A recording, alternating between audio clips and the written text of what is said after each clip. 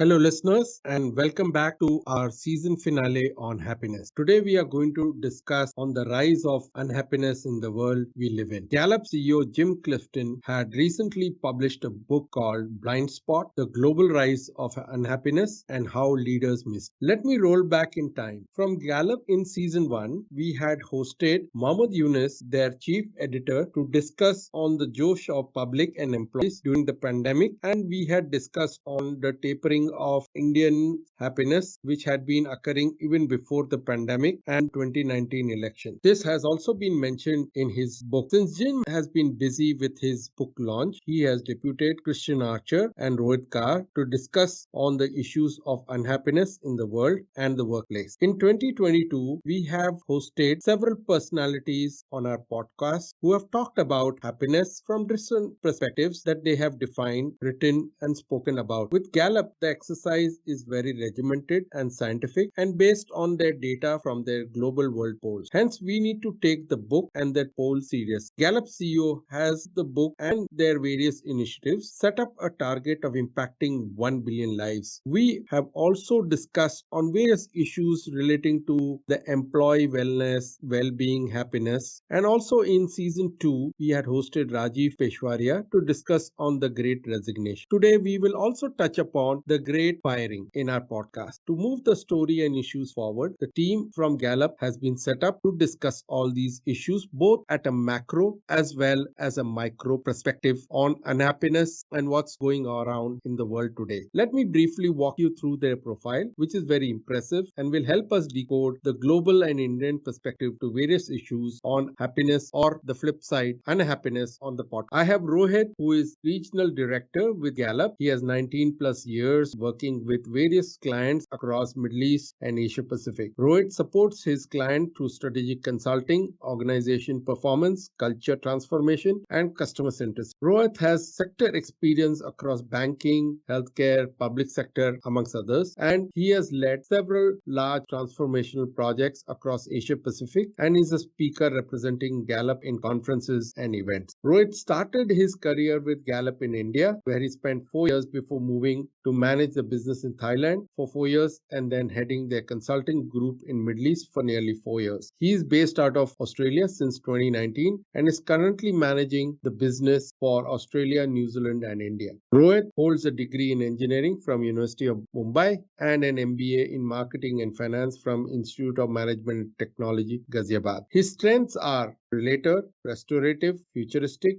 Analytical, and Significant. Kristjan is the Senior Communications Consultant of Gallup, specializing in big data analytics of employees, customers, students, and citizens. Kristjan's mission is to help 7 billion citizens be heard on their most pressing work and life issues through the Gallup World Poll, a 100-year initiative spanning 160 countries and regions. Kristjan works on Gallup leading indices and studies, connecting policymakers and journalists with data that describes how people live their life. He has led the communication strategy for large global studies on the Holologic Global Women Health Index, UNICEF Changing Childhood Project, and the International Labour Organization's HIV discrimination in the workplace study. In addition to his global work, Kristjan leads communication for Gallup's national releases and has partnered with organizations such as Amazon, Carnegie Corporation of the New York, and the 2U. A member of the Gallup's news team, he is a regular contact with the national and international journalists, pitching Gallup's research findings and implications. Kristjan covers Gallup healthcare, well-being, economy, and world poll media relationships, and has placed findings in New York Times, Washington Post, CNN, Wall Street Journal, The Guardian, and many more. Kristjan's strengths are command, competition, Activator, Achiever, Arranger. We will talk about what these trends are and how Gallup would like to impact 1 billion lives and leaders globally deploying its strengths framework in a podcast as well. So welcome to Quote Unquote with KK, Kristjan, and Rohit. It's pleasure having you here on the podcast today. So let's just dive deep into the book that Gallup has written. And can you outline briefly the key concepts in the book? How do you define unhappiness and why is it at an all-time high? Of course, KK, and thanks so much for having Rohit and I with you today. So Gallup's new book, Blindspot, written by our CEO, John Clifton, really looks at as you mentioned, one of the most concerning trends that's happening today, and really that's around how people feel. So just to give you some broad context, every year Gallup interviews people in over 140 different countries to ask them essentially how their lives are going. And by this, I mean we go door to door, calling on people to understand how they're doing. And while we're doing this, we've actually seen, unfortunately, a lot of sadness. Currently, stress, sadness, physical pain, and anger are on the rise and really have been now for some time. And, the reason why we wrote this book is, it's been missed by global leaders everywhere. And there's a sense of frustration. There's a real presence of frustration that we're seeing no matter where you live, whether you're in the United States, whether you're in India, whether you're in Europe. But the challenge we're seeing is many people are relating this frustration and this sadness to basically be a result of the COVID-19 pandemic. And while that definitely is a factor, this trend of increased negative emotions really goes beyond that and has been going on per Gallup's research for over a decade. So, this book is really written for leaders around the world, whether in business or in politics, to really encourage them to understand how their constituents feel. Potentially today, we're too focused on whether or not people have jobs, how much money they make, and we're really not asking them, do you feel happy? Do you feel sadness? And really our hope as Gallup is that metrics like well-being really become a more important part of the conversation for world leaders to help it kind of pair with more traditional economic indicators so that, when hard decisions are being made that impact people's lives, thoughts like well-being and happiness can be taken into account. Kristjan, we understand that this has been a trend that has been in the making and COVID may have just accelerated it. The question that in your book is, how do we solve it? There's no prescription about how do we go about from where we are to where we should probably go in the world, both at a country level and then at an organizational level. And I'm going to come on that with Rohit very quickly because there's a lot of things that are happening at an organizational level as well. So first, at a macro level, there's no prescription per se in your book. It's great, a lot of data, a lot of things that we never knew about. In fact, our season, this 2022 season, is all about happiness, and we have got several key thought leaders from different spheres of tackling or addressing happiness, right from spirituality to corporate to human or health-based well-being and happiness. So how do you think there is a turnaround now from where we are at the peak of our unhappiness in this world? Yeah, sure. From a macro sense, I think I really drive into this point that leaders need to leverage this data to help make decisions that can help move the needle around happiness, around positive emotions, and pairing that with those traditional economic indicators, which they may have not beforehand. I mean, imagine KK, you, myself, and Rohit, we're sitting in the room with G20 leaders around us, the President of the United States, the Prime Minister of India, the Chancellor of Germany, right? And we ask them, what indicators are they following most closely? We're going to hear economic indicators. Is a recession coming? How's inflation looking? What's unemployment looking like in my country? What's unemployment looking like in my region? We're going to hear all of those things. I would bet you, however, they are not going to say, I'm looking at how happy my people. I think maybe they might be looking at whether or not their people agree with how well they're doing their job. But is that really affecting the day-to-day lives of, everyday citizens in India, in the United States, in Australia? I think getting this more personalized data is going to really help these leaders create better decisions, right? Gallup isn't in the business of creating policy. Our job as one of the world's largest public opinion research companies is to really help people understand the problem so that they can come to those solutions that they were elected to create. Excellent. Let me switch over to Rohit. According to the workplace study, pre-pandemic, during pandemic, highest level of engagement, employee engagement, then you have the great resignation, and now you have the great firing. Is this something also the corporate leaders have missed it somewhere? No, it's not something that they have missed now. It's something that I feel has been kind of put as a second priority, a lower priority, unfortunately, across board over time. I think for us to look at the short-term indicators, even now when we talk about it, We're talking about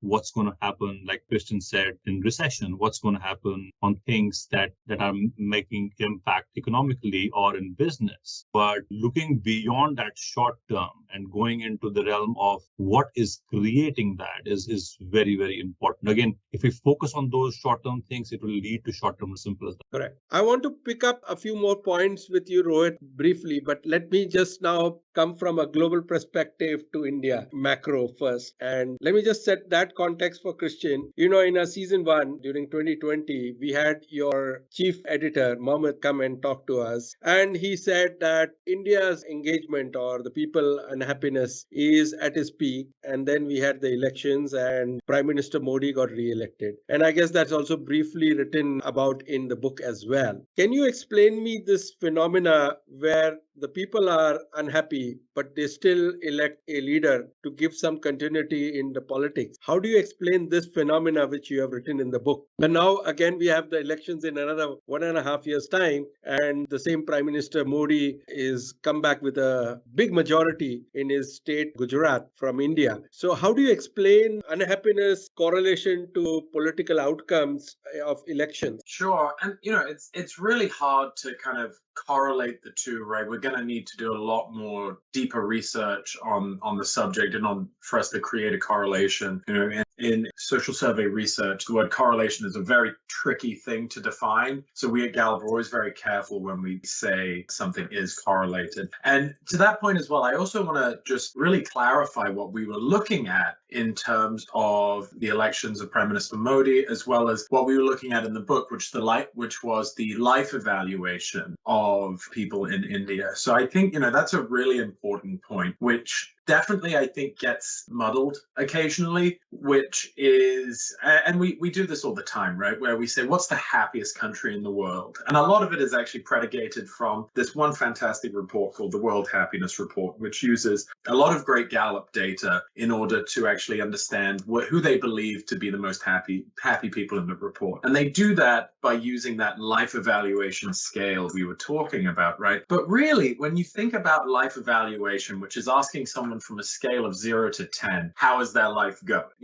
0, not so great, 10, it's the best it could possibly be. We're not really asking about how happy you are. We're asking something more like subjective well-being, which is a general assessment of how your life is going. So I think, happiness, I think, is used in a way because it's cleaner. It's something that is more easily understood by the general population than if I was to say, who is the most generally well-being-esque country in the world. It's a lot more of a mouth. So, when we're looking at a country like India, we're really asking about that more subjective well-being piece of things. That being said, I think what we really saw in terms of India and life evaluation wasn't necessarily like major changes with Modi. Obviously, we did see growths in thriving evaluations when Modi was elected in 2014, and obviously when he was re-elected again in 2019. But I think the unique piece that we saw was really the kind of differences and the fluctuations of life evaluation in India versus the fairly linear and strong GDP growth that India has been experiencing. So I think the important piece here is really to go back to my earlier point to say it's important for, Modi's re-election campaign, for other elected officials in India and countries around the world to understand that, as we saw, we did see some peaks in 2014 and 2019 in terms of life evaluation. And it's important to see those within the context of those other traditional economic indicators when you are making decisions around how to run a campaign, for example, or how to govern. I want to make a statement, and please correct me whether I am right or wrong. As per your life evaluation, start at an individual, then it kind of aggregates to a family, then the community, and then from the community to the country. Is that correct? So when we are asking these questions, it's very, very similar. Yes, we really ask it. We call it the Gallup macroeconomic path, and it is loosely based off Maslow's hierarchy of needs. So really, we start at the very, very basic, where you need food and shelter and you need law and order. And then we really kind of rise up that path all the way to, as you said, more country level findings like, are there good jobs in the area? Is this country accepting of who I am? Am I thinking about going elsewhere? Is there a brain gain or a brain drain? So really, that's the way the Gallup macroeconomic path is created in order to understand kind of all of these aspects that make up a good life, all the way to that, like you said, the kind of higher echelons. Rohit and Kristjan, I wanted to get your perspective. How is the job market actually shifting? We have a big debate in India on moonlighting. There was this whole great resignation and now mass firing, not just with the big techs in the US, but also in India because of various reasons of lack of growth funding in the startup. How do you see this shift in the way an individual is seeing himself as a way to earn livelihood and be engaged and be happy? Well, I can try and answer that. I think when you look at a point like that, there are two sides to it. There is an organization and leader side, and there's an employee and team side, right? From an organization and leader side, I think leaders are doing what they need to do to impact and manage the impact of external environment. As simple as that. You talk about layoffs or you talk about great resignation. But at the local level, you will be governed by a lot of things that are happening and that you're experiencing on a day-to-day basis. I think part of what we need to be able to understand is when we are trying to minimize the impact of external environment onto our people, leaders have a very significant role to play in. Managers at every level have a significant role to play in. How do we make sure that as employees, the experience is not just transactional, but more overarching in terms of how their life is? And when people see this, if you see greater organizations, even in our database, we have organizations that do exceptionally well during difficult times, exceptionally well, even when they have to let people go. It is about how you value people, what kind of culture you are promoting, and how does that balance out with what the organization, the business, and the external environment point in time. Kristjan, you have to add something at a macro level. Is there something that you're seeing which the economists and people are not able to wonder what's leading to all this happening now? I think Rohit kind of stated that really, really well and covered most of our main points. I will say though, just thinking about the current environment, we are seeing, and we actually did a really wonderful research project with our partners, Amazon Web Services, which was looking at people around the world actually gaining interest in getting further digital skills, digital accreditations. From what we can really see is they are trying to essentially ramp up the skills that they have in order to be prepared for a more technological job market, but then also are open to more kind of IT-based opportunities as well. So I would definitely recommend taking a look at that report for anyone that is interested in it. Hey, I see a lot of similarities with Gallup's vision, and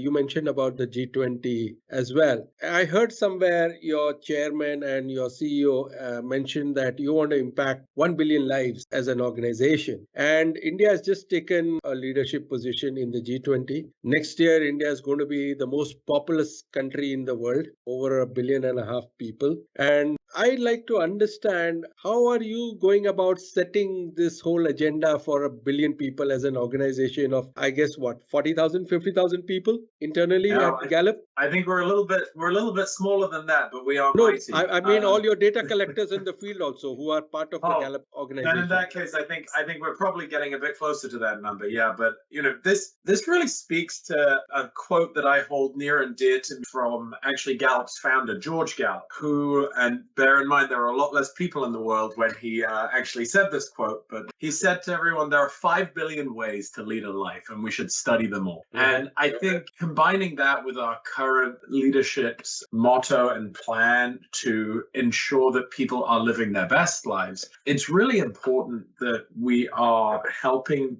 as we said, leaders, organizations make decisions that impact people's lives in a positive way. And that can happen in such a large range of manners. For example, we work with fantastic organizations around the world. We work with healthcare companies like Hologic to understand how women's health around the world is doing. Are women able to get the kind of medical care that they need, the kind of preventative care they need to live long, happy, and healthy lives. We work with the Food and Agriculture Organization in the United Nations to understand how people are food secure, food insecure, and where there are potential hotspots that need to be identified to help people get the nourishment they need. These are just a few of the research projects that we work on. And I think, the important data to find is really in those dark spots around the world. I think KK, you, myself, and Rohit, we're very blessed to live in countries where they have very robust polling and sampling methodologies, where government organizations, health agencies are able to get a good picture and understanding of how the country's doing and what it needs to do to progress further. That may not be the case in some countries, and a lot of Gallup's work allows us to shine a light on some of those parts where people may be struggling in one way or another, and we can kind of help organizations understand what is needed to be done. And then the next part is it allows a comparison, right? We can look apples to apples and how people answer in India versus how they answer in the United States, and be able to learn from each other. So I think it also is potentially a communication bridge where we can say, okay, well, people in India feel like they have very high financial inclusion versus countries in Africa. How can we take lessons learned from this? How can we leverage kind of our international brotherhood to help rise all boats? And I think that is one of the ways that we're hoping to impact billion lives. Rohit, you manage India and the region. I'm sure you understand India much better. What's your take on how do we work together and collaborate with Gallup and ensuring that we can touch or contribute to your target of 1 billion lives from India? 100%. I think we've been in Gallup for decades now. Gallup has been in India for decades now. And we've already done that with so many organizations. We have successfully transformed so many organizations to help them, number one. And going back to your earlier question to Kristjan, is that one important way where Gallup prides itself for being able to actually influence or impact more than 1 billion lives is to be able to put forward right information in front of leaders. I think that's what we do, but that's what I have been doing with Gallup at Gallup for the last 15 years. How can we bring forward right information in front of leaders, whether it is in terms of metrics, whether it is in terms of their customers, whether it is in terms of how people feel? And that's the first step. Getting the right information is almost the base requirement for any transformation. That's where we are. And I think the second thing is ownership. Ownership and accountability is such an important thing. And you specifically asking me in context of India, I feel India is almost like a divided story in almost every aspect of it, whether it is financially or otherwise. It's also like that you have the best practices of the world in India. And then you go to other companies which do not have, right? Sometimes because of lack of awareness, sometimes because of focus on short-term thinking. The idea is to be able to hold our leaders accountable. Well said, Rohit. I wanted to bring in another point which was mentioned is the law and order situation. And, things have been deteriorating globally on law and order. And obviously, one of the big political debate in India was how come India is ranked lower than Sri Lanka and Pakistan in the law and order index. And we had one of a very reputed police commissioner, Dr. Kiran Bedi, also come on our podcast show and talk about the same issue. I would love to understand from Gallup, how did India get 80 points and Pakistan and Sri Lanka get higher points? And yet we do understand there is a lot of corruption in our law and order system. We have a few ministers who have gone to the jail for corruption, a few police commissioners who have gone to jail. But I believe that there is a lot more happening in Pakistan and Sri Lanka who were ranked higher in your law and order index. I think, it's important to note that many countries' law and order scores did decline. And, we did actually see, for example, an 8% drop in Americans' confidence in the police since 2020. So I think there are a lot of emotions around policing right now, especially in places like the United States, especially in democracies where they're able to have these conversations around policing and issues like that. And I think it's tough to necessarily give an explicit reason why one country like India is lower in the rankings than places like Sri Lanka or Pakistan, as you mentioned, because it is very subjective of that person's opinion. And so it's hard for us to, as we kind of spoke about with correlations earlier, it's hard for us to make a assumption on those. And I would add very, very importantly, it is not a comp. I would strongly say that we report the way we report because that's the best way to report. It is to put as much information as we can in the best possible way for leaders of each countries or organizations to do the best they can. There is no way you could kind of neck to neck compare or compete in those areas. We have to get better within ourselves, I guess. Got it. I wanted to get your sense in the time that you have tracked this information about unhappiness. There is also a choice of the people of those countries to choose extreme rightist or religious fundamentalists to lead their country. What are those indicators in your research that you had warned the leaders of the world, or is this post facto coming out from the unhappiness results that people selected such fundamentalists and rightists as their leaders, and then that led to decline in happiness in those countries? I think one thing that we should mention here is, while a decline in national mood may not necessarily predict a leadership change, it can create the conditions for a leadership change. Sometimes the conditions are right, but a trigger event needs to kind of take place. And sometimes even if the conditions are right and there is a decline in mood, it doesn't necessarily predict political change. I wouldn't say that our data is able to really describe why there is potential shifts to more severe policies one way or another. But I think really going back to my earlier points, there is a frustration around the world, whether that be in that kind of negative emotions piece that we were talking about, that creates these conditions where people start demanding change. And I think when those conditions happen, that is when we start to see some of these points, some of these policies potentially being enacted and elected into office. I go back to what we spoke about earlier in the G20. Do we really think that all of these major leaders around the world are thinking about happiness versus just looking at those traditional economic indicators? Again, I encourage them to look at happiness, look at positive emotions of their constituents in order to make decisions that will move that needle and kind of create more stable conditions potentially. Now, you just mentioned about G20. We just had our first plenary session in Bombay earlier this week on the G20s, as India has taken over the leadership of the G20 for this year. And obviously, there is an announcement that India wants to take the voice of the unheard onto the bigger platform of the G20 as well. What sort of agenda or policies or areas that India would love to focus? Obviously, there is already a preamble about what India would love to do in the coming year on the G20. But are there areas that you would love to recommend to the G20 leaders what they need to focus in 2023? I think what is really, really important is it goes back to what has been said so far is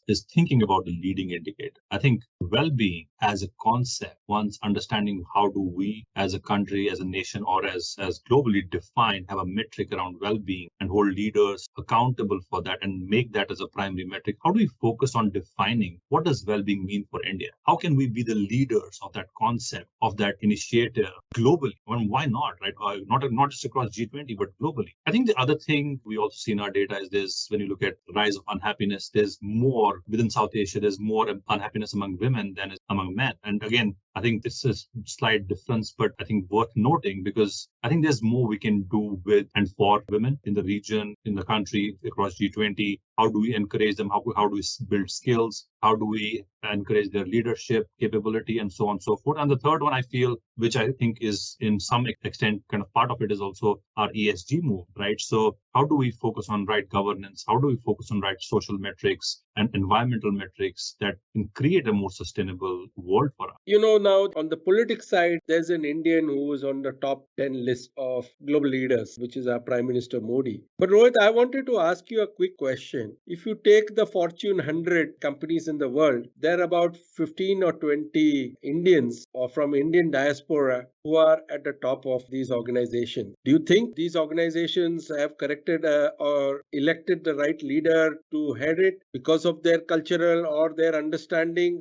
I know they've worked very hard to reach where they have reached, but are they at the right place at the right time to lead an organization where they are today? And why are they sacking and firing people? And why is there so much of unhappiness as well? I'm bringing it more from an Indian context because you understand more Indian leaders in the corporate side as well.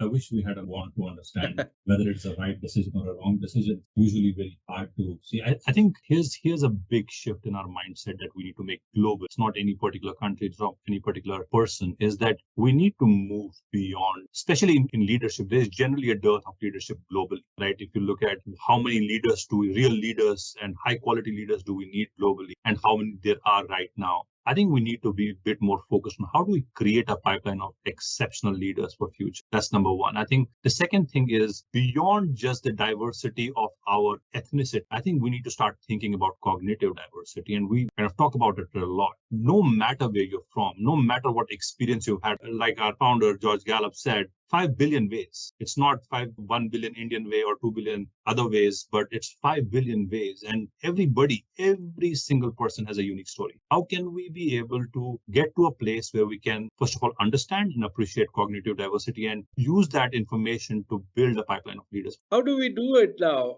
I think India is suffering from diversity in political leadership as well. We don't have a strong opposition to a strong leader. So I'm sure we are suffering from that leadership pipeline as well. What do you recommend? How do we build this? I'm suffering with so many of our investing companies where the founders have taken it to a certain level, but it's beyond them to now take it to the next level, or you need to really coach and mentor them to take the organization to the next level. And that's where, external talent and leadership, as you said, is very scarce to come by. And we suffer from a huge growth paradox with an existing leadership that we have groomed in our organizations and our corporate world.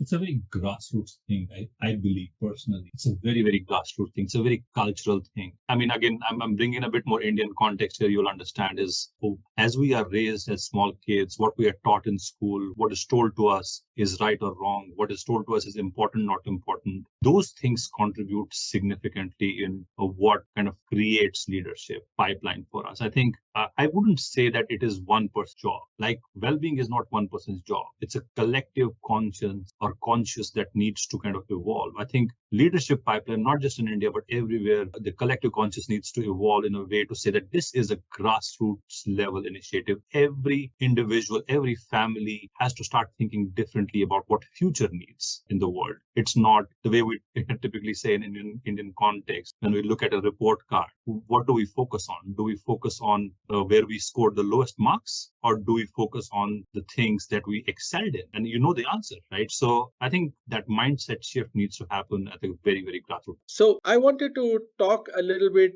on our geopolitics as well. You have talked about that there is a lot of diversity, but one thing that I noticed that the leaders in our corporate sector that need to be groomed sometimes lack empathy, are not good listeners, need to coach and collaborate. This is something that I keep seeing time and again with many of our leaders and investing companies where we are struggling to groom such potential leaders of the future. How do we go about it? Is there a way Gallup can really collaborate with the industry and work with organizations in creating this whole pipeline of leaders? 100%. And we're doing that with so many organizations in India, in South Asia, globally as well, is we know two very important things, right? Number one, that the best chance for anybody to get better at anything is by focusing on them and their strengths, what they're naturally good at, right? And then understanding what those strengths are and then getting better and becoming a better version of themselves, right? That's the first and foremost. I think Gallup's role has been incredible. We recently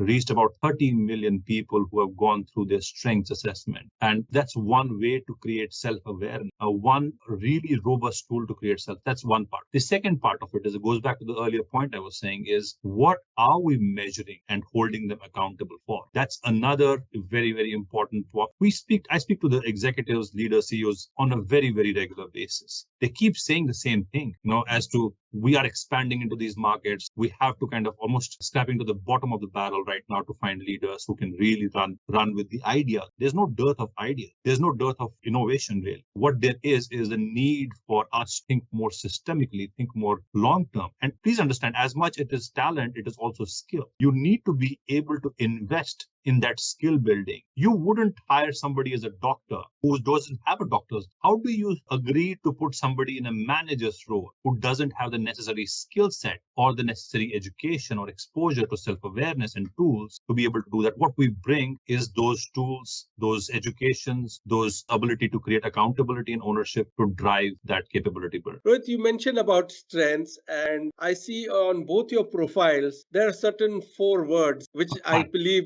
describes your strength. Yes. And I took up a strength assessment with somebody I believe who is an ex-Gallup person, Marcus Buckingham. And in my area, it was told as influencer and teacher and pioneer. So I do not know how to map that between your strengths and all. Could you help us describe how you measure those strengths and how do you then take it forward in grooming the leaders of the future? So that's a good question. Look, I think without specifically kind of comparing us to any specific, I know it's the one that you are referring to. I think the difference, there's a subtle difference there on one side, but there's enough difference on the back end of the research. But Clifton Strengths typically reports more enduring traits, right? While some others are role-based, right? Which are more transitionary in the right. So I think that's why they're describing you in a more role-specific way, a teacher or things like that. What we do is, this is again, like I said, beyond comparison, the research that has gone behind it, the experience we have rolling this out, is that we try to understand the enduring traits of employee or people generally, right? What are the natural patterns of thinking, feeling, and behaving of people, no matter what context, whether it is personal life, professional life, or any other life that you have.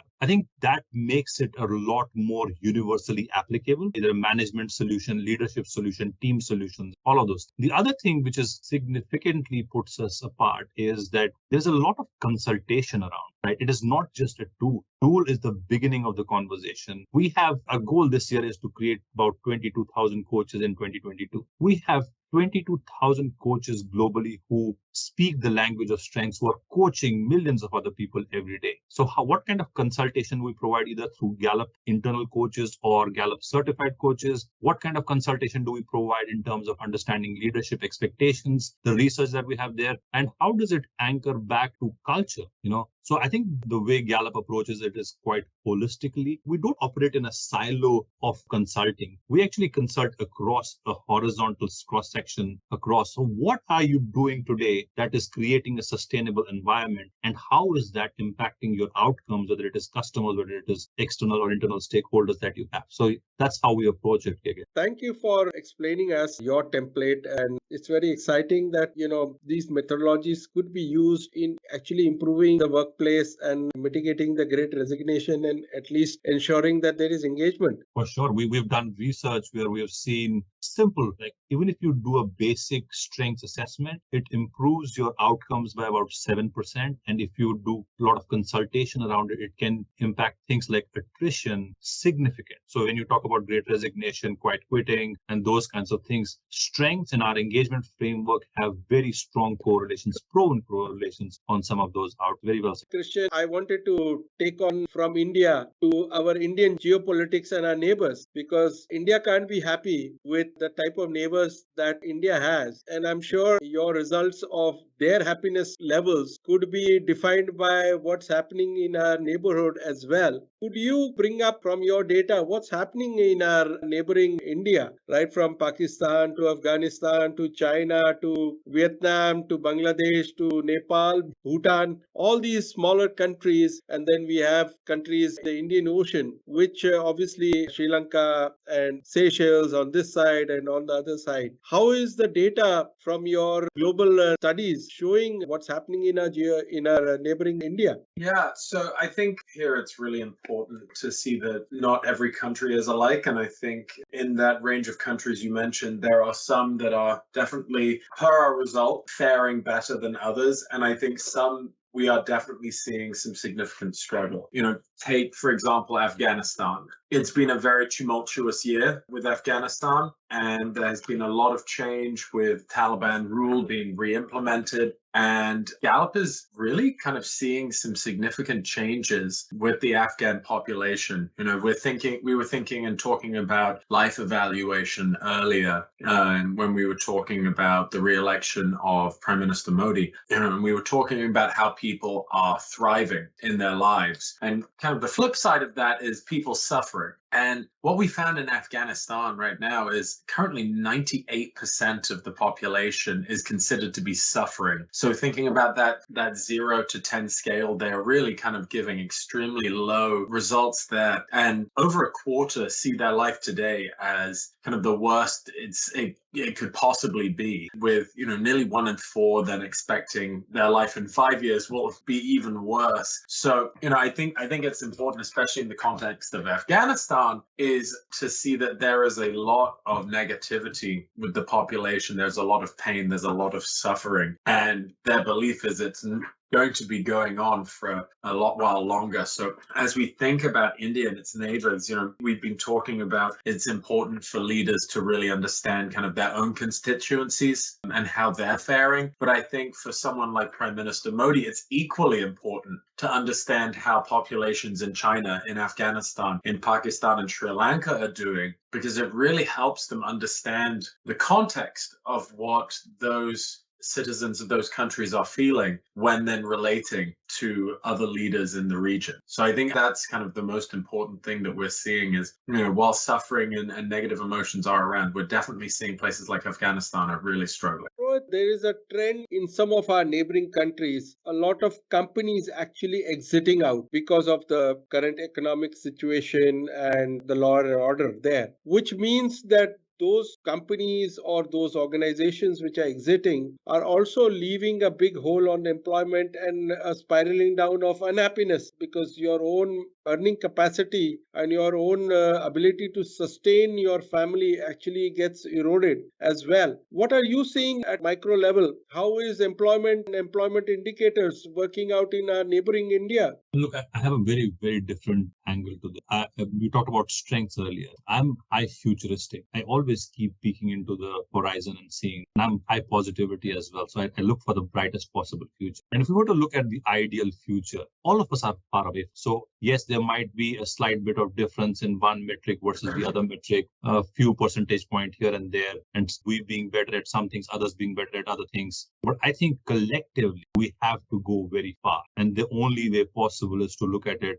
as a region and say, what can we do individually and what can we do collectively to actually stop thinking here and raise our bar significantly overall and say this all is kind of, in a way, a very minute changes that we sometimes see here and there, but we need big changes really across. I agree with you. And this is where it's a little bit crazy when we read or hear reports of what's happening across other countries. And we tend to have these political debates in our parliament that India has done better than, the other countries. And, we have got so much of investment coming in and we have got so much of more employment getting generated. Sometimes we feel that some of this is all an investor or FDI driven initiatives, and it could always evaporate moment there is a economic meltdown in any country. So there's a huge risk that the country and the employers and the employees face because of these reasons. Do you agree to it? Well, I think again it's very situational if you look at it, because investment, if you look at conceptually, will whether it's in a company or a country, will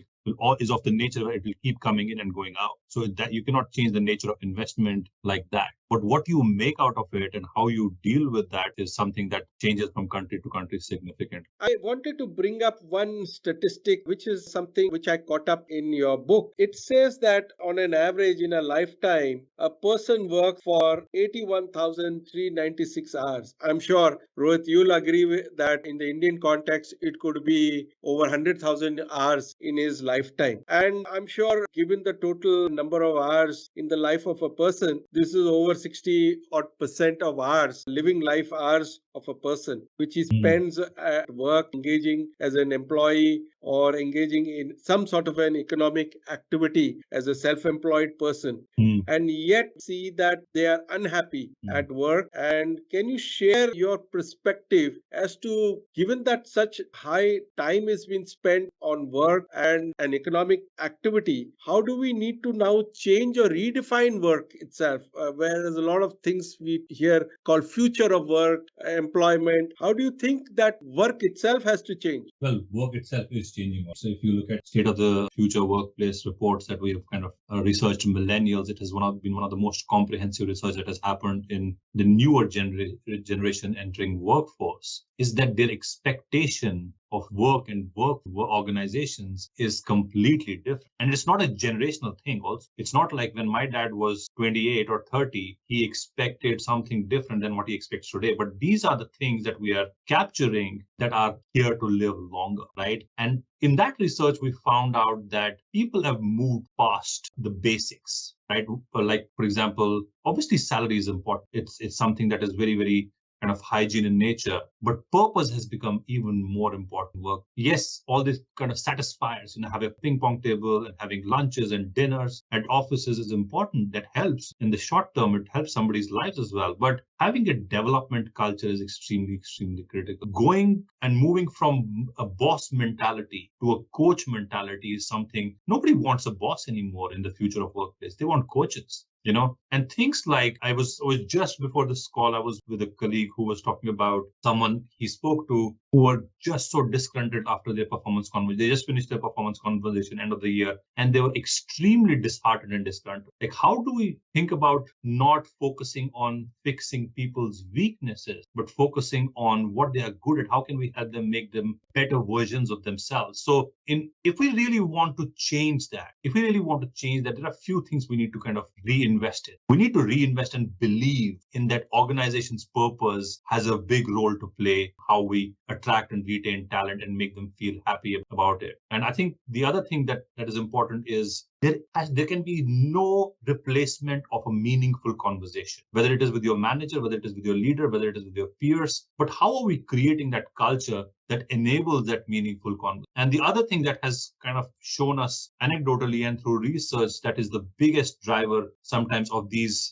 disconnects is the development conversation and the growth conversation. People are not globally, this is a problem. Managers are not sophisticated enough. They don't have the knowledge and skill enough as much as we would hope for to actually have these conversations in a way that will improve the experience and the meaning of life for the people as well. So these are the things that we need to change. And more importantly, and I've been saying this again and again, I feel throughout this last hour, is the accountability. You can put the best frameworks that you want, but unless and until there is a systemic accountability around it, it's not going to change. Well put, Rohit. I want to just shift on a couple of points to close some of the points pending with Kristjan. And then I want to come back at a micro picture to close with you, Rohit, as well. Kristjan, in one of our podcasts, we had done some research and we discussed that some of the countries have actually even created a Ministry of Happiness. All right. And obviously, the people who were behind that were also on our podcast, and they had a certain view of what those Ministry of Happiness in those countries meant or their role to be. I wanted to know, does creating a Ministry of Happiness really change scores in your game, or it is again what those speakers talk to us on our podcast, that it is just a customer service ministry which just is hearing the growls of the people but not empowered enough to act or beyond what they have been chartered to do? Yeah, I can't comment on exactly what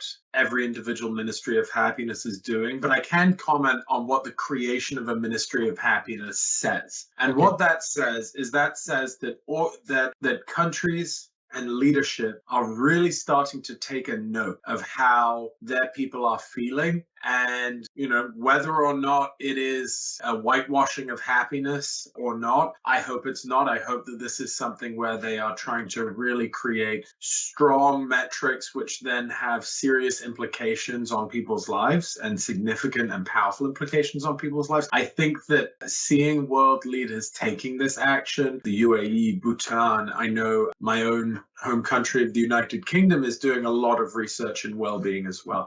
I think it's important that we're seeing this, because one thing that Gallup is very cognizant of is that well-being is extremely important, but the original creation of well-being was a Western-centric construct. So I think it's really important for countries around the world to create their own institutes of well-being, their own institutes of happiness, and understand what it means to be happy in their country, right? I think it's great that we're able to create global overarching metrics that are able to compare people, but I don't believe that we can say a life well lived in Europe is the same necessarily as a life well lived in Asia. And even in thinking about India and its neighboring countries, is a life well lived in India the same as one in Pakistan or Sri Lanka? So I think it's really important for countries to create their own ministries, to do their own research, to get further understanding in order to drive this further sense of happiness, increased well-being, and allow people to really live their lives to the Rohit, just a funny jibe here from my side. You work with CHROs in companies most of the time, correct? Yes, I So do. why not call the CHRO as Chief Happiness and Resourcing Officers? Well, if it was up to me. But look, I think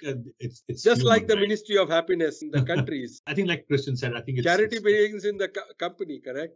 absolutely. But I think the discourse is on both sides. It's at the political level, the government level, as well as the corporate level. No matter what we call them, no matter what we kind of expect of them, the need does not change. The expectations of employees does not change. And what does not change most definitely is the influence and impact it has on the outcomes of an organization, outcomes of a country every single day. How do you think the HR needs to elevate now more from an operations to more as an engagement and a much bigger role in creating coaching and collaboration in companies? I think we are very lucky to be working with so many organizations where that's already the case. I think where HR is a strategic kind of leader, part of the board, sitting on the table, has a huge influence in how they kind of drive the business outcomes. Again, it goes back to leadership, right? So it is important that we have the right leaders at that level. And also for executives and CEOs to think about what do they expect of their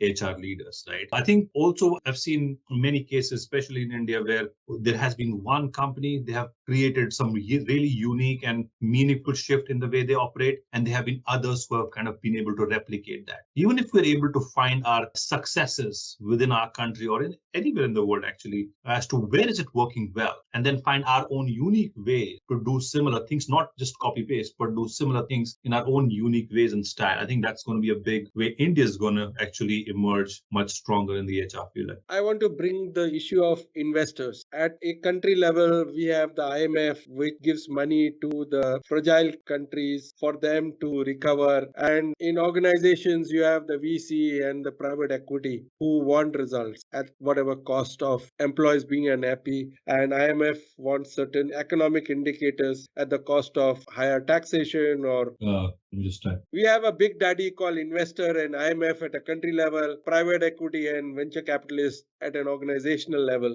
who's always breathing down to get results at the cost of employees being unhappy or citizens being unhappy, just to turn around the situation and return back whatever the goals, objectives financially to their masters and their investors. How do we now address this elephant in the room to ensure that we are able to balance investor and the citizen or the employees on the other hand, and keep that balance of happiness? See, I think it is inevitable that it will come one day. But I think the mindset needs to shift from your loss is my win to where is a place where we both can. And again, we're not just saying out of our sheer love for this topic. We know that this is based on research and our indicators at a local level, global level, is that only when your employees are sustainably engaged. You think about what is important for businesses is to have a customer who comes back again and again and wants to purchase, doesn't look at the competitors and understands and connects with your organization well. That is not going to happen when your employees are not ready to give them that experience on a day-to-day basis and provide products and services that don't engage them. And that is not going to happen till we do not look at a sustainable way of looking at how employees can be brought to that level of sustainable engagement, sustainable performance. There is a win-win. There is a quadrant where both the IMFs of the world, the investors of the world, and the employees can win. And we have shown that in so many of our organizations. Kristjan, your take? Our neighboring country is not getting money from IMF and they are almost going to go bankrupt. And citizens are now, walking all the way till Istanbul and then catching a ship to take some political asylum somewhere else. Very, very concerning situation because the political establishment there doesn't want to listen to IMF, how to turn around the country, and there's a deadlock. Yeah, I think it's a tough situation in all of these pieces. And obviously they are difficult challenges that leaders need to kind of bring up. But I did also want to kind of jump in on Rohit's piece that he was mentioning. And one of our heads of research science actually had kind of some great points in regards to, as you were talking about, this interaction between investors and basically getting that performance that you need. And, I think a lot of times we are very much kind of stuck in this quote unquote command and control style of leadership where you get, okay, no more Mr. Nice Guy for the boss. And we're actually finding that, only 2 in 10 employees actually strongly agreed that their performance was managed in a way that motivated them to do outstanding work. Right. And, the goal of any organization, if you want to outperform and hit the metrics of investors, is really to ensure that your teams are firing on all cylinders. So I think, to Rohit's point and to points around ensuring that we're able to hit those goals, whether it be the IMF or whether it be private equity funds, is having a really frank conversation about how we're managing our teams and our organizations in order to make sure we're getting the most out of them, whether that comes to goal setting or in terms of interventions and creating feedback loops that are actually effective. We did a meta-analysis spanning 90 years of research, and we found that more than 1/3 of these feedback interventions actually result in worse performance. So if you're thinking about this from that kind of global perspective or from that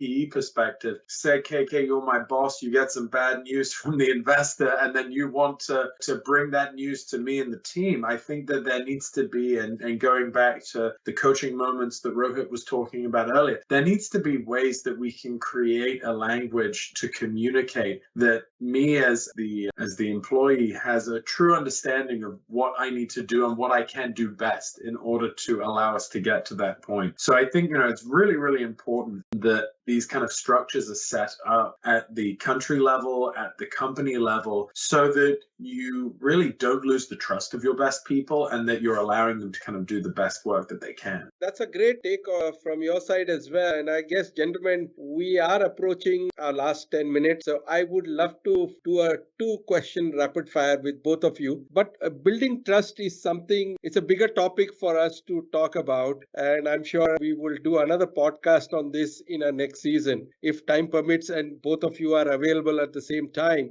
Trust at the country level, trust at the organization, at the family, and building trust at the individual level itself is a big topic for us to talk about. But let me just do a time capsule. If you, Gallup has been collecting this data for last 10 years. If you were to put a reset 10 years back, what would you have done to change the destiny 10 years later when this whole book has come out? If we were to, so I want to get your question correct. If we were, as Gallup, able to create an intervention correct. that 10 years would help back, kind of track this, I will tell you right now, I think it would be to stand on the tallest mountain in the world with the loudest megaphone and really ensure that leaders were understanding how their citizens were living. I think that, if we think 10 years back, everything was focused on GDP. Everything was focused on unemployment. Millennials were the new hot thing, and we were really kind of thinking about the shifts in workforce. And now I think we look at millennials today and we see that a lot of them are feeling overworked, tired, and burnt out. And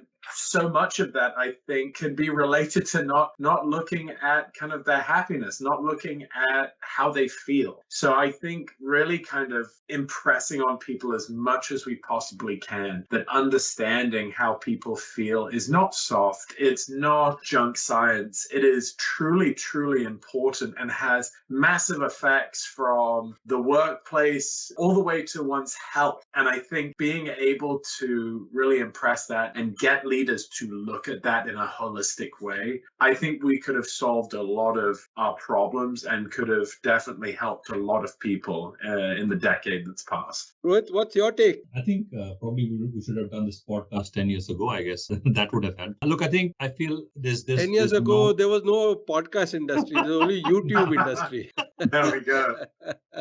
No, what I'm trying to say is that I think it's the awareness of it is very, very important. If we are able to kind of go back to what are we changing today, let's not talk about a time cap. Let's talk about if today is there something that we can do to drastically arrest. So in the beginning you said that we are at the peak of unhappiness. We don't know we are at the peak of unhappiness. This could go any way, right? So my point is, what can we do today really to change the narrative, to change the expectation of leaders of the government and the leaders in the organization and the leaders at the team level, to tell them to change the way they are thinking, to think about that win-win and be able to build capability across board to do that. Show them how it is done. Show them the examples it is being done on. So how do we show them the examples of how it and try to replicate? And by the way, very importantly, any change for that matter is time, especially when you're talking about a change of the nature of global scale. You also have to be, as citizens, as employees, be patient about that change happening, seeing that small little shifts and experiencing and kind of shining light on them is very, very critical in the process. Kristjan, you got an opportunity to be on the peak of Himalaya with the loudest of the loudest loudspeaker possible. What's your message going to be in the current scenario now to our politicians, our corporate leaders, our lenders of last resort, which is the IMF and all these policy-making bodies, and to the citizens and people of the world? It really is listen to the voices of those people, whether it is around happiness, whether it is around core issues that this world will be facing, whether it be the changing workplace for business leaders, understanding how current and future generations want to work and how they can effectively work, whether it is massive global questions like climate change, understanding how people feel about climate change, understanding how they want to have an impact, and understand how climate change is impacting them in order to create strategy. Understand social issues, to understand how people want to live their lives and how they can build better communities. I think getting this local voice, getting this personal voice, and being able to bring it to the highest chambers of government is really going to help us create more holistic societies, more happy societies all around the world in the individual ways that they need to be created. Gentlemen, your CEO and we have had a very lovely relationship when he came to India and he met me, and I've been in touch with him. I'm very impressed with the type of work and the leadership and the type of thought leadership that you have got on the table and you have echoed on it. From my side, I would love to ask you, is there anything I can do collaborating with Gallup? Yes, I have tried to do the hunger index in India and several other initiatives which never took off, the wellness index. But is there something that I could help contribute to that initiative and causes that Gallup is invested in our country? I cannot promise outside the country, but anything that you think in my personal capacity and in my organizational capacity that I could definitely help you reach that 1 billion mark of people you want to impact? I have a challenge for you. Sure. So, I was talking to somebody recently and they were like, the strength is such an awesome tool, and I've experienced it with my team and so on and so forth. But I haven't tried to get my general managers, and there are 40 of them, to understand it and to see how good it can be and how can it be transformational and everything. And how can you help me? She asked me, how can you help me, kind of make them believe that it's a great tool? I was like, first of all, we cannot convince 40 people of a tool. It's not possible. What you need to do is find just one champion, and just transform them. My challenge for you, KK, is you have a vast influence, connect with leaders, like you said in the beginning of the podcast. I want you to pick one leader who believes in this and make a case study that can resonate with the larger diaspora of industry. And I think you would have done big influence and impact in the way we are trying to do locally and globally. Challenge accepted, Rohit. I need to talk to you offline. I've done some other strength by mistake, not the Clifton strength. I went to some other website and took 10. But I'm more than happy to collaborate at our industry association levels, wherever I'm representing, and also at our investor forums. Happy to do that in taking this message across. And if India is about 18% of the world's population, assuming we're 1.5 billion and 9 billion hitting next year, then I'm sure we would have a fair share of what we need to do in creating the pipeline to that 1 billion. I'm telling you, the way India works is that if you create one success story, if you put us in front of the industry leaders where we talk about the impact of that story, this is going to be something that is going to be beyond just one organization. It's going to be a movement. That's what we need. We need a movement. Absolutely. More than happy to do that. Challenge accepted. Gentlemen, thank you so much for your time. It was difficult getting the Clifton because he was very busy with his book release, and then getting you together, an engaging conversation we have had. This is obviously our finale for this year on happiness, and what a better time to have both of you to close this season on not happiness, but the global rise of unhappiness. Thank you so much for your time, and we do invite both of you over to India and talk about this on a forum which we can probably organize very soon in the coming year. That sounds wonderful. Thank you so much. Wonderful questions. Yes, thank you so much. Great conversation. Thank you. Bye-bye.